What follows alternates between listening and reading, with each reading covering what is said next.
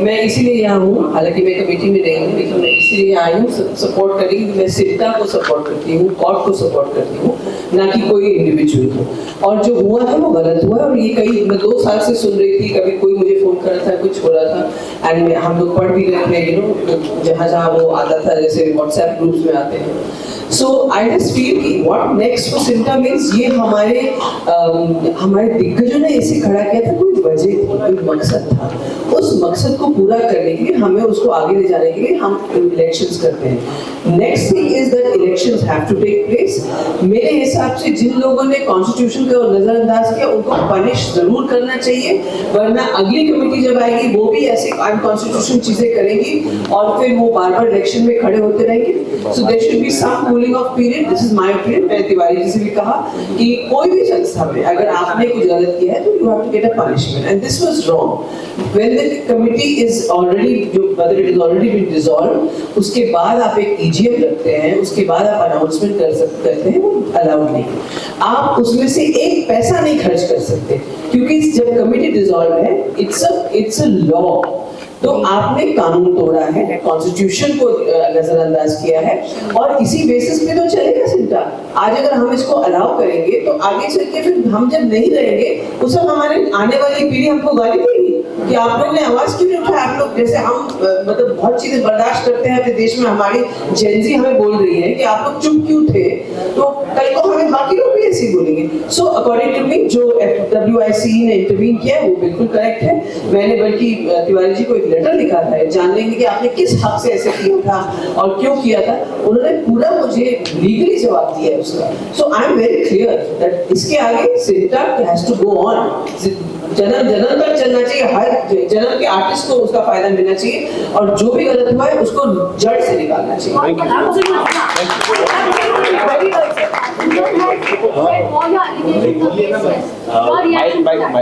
My reaction to what? Yeah, 2 minutes only.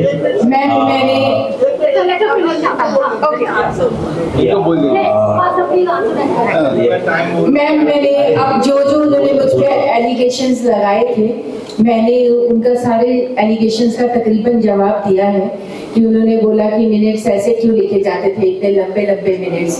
तो minutes मैं नहीं लिखती थी, स्टाफ लिखता था।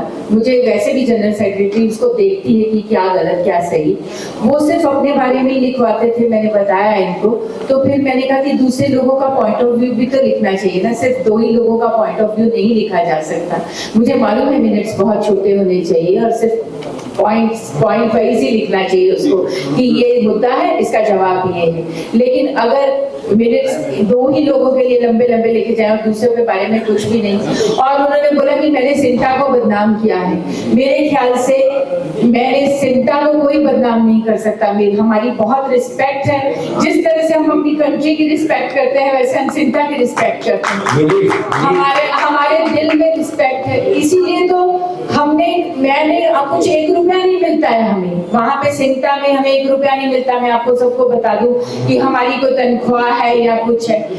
मैं इसलिए वहाँ पे आई थी कि मेरे को इंडस्ट्री में बहुत कुछ मिला। मैंने 0 से शुरू किया था। मैं होशियारपुर की रहने वाली हूँ, एक छोटी सी जगह थी। आज मैं पूरी दुनिया में अगर लोग मुझे जानते हैं तो वो मेरे करियर की वजह से और आप इंडस्ट्री वालों की वजह से जानते हैं।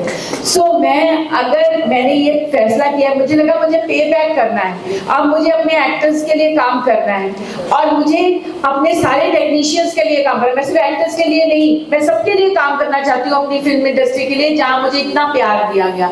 और वहां पे हमारे साथ इतनी इंसल्टिंग बातें जो कि अभी आपने सुनी होगी शायद सबने, मतलब कोई सुन ना सके ऐसे एलिगेशन। मुझे टॉम डिक एंड हैरी कहा गया, मिनट्स के अंदर है टॉम डिक एंड हैरी उपासना सिंह, और मुझे कहा गया तुम तो कैरेक्टर आर्टिस्ट हो, हम स्टार हैं। इस तरह के वर्ड्स मेरे लिए यूज किए गए। कभी देखना, अगर आपको टाइम मिले ना और कमेटी आई दूसरी तो जरूर देखिएगा। इनको बोला गया तेरे को तो आती नहीं इंग्लिश, इस तरह के वर्ड्स।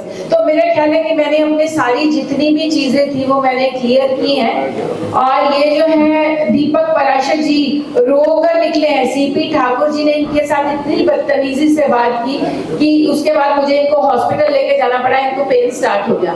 ये तो मैं बहुत कम आपने सुना है, हमने 2 सवा 2 साल जो सहा है ना वो शायद अगर कोई और होता तो नहीं सकता, इसीलिए रेजिग्नेशंस हुए हैं। मिनट्स के भेद तो आपको बताता हूँ, अगर पद्मिनी जी और पूनम जी के लिखे जाते हैं ना मिनट्स में, क्या लिखा जाता है? पद्मिनी जी ने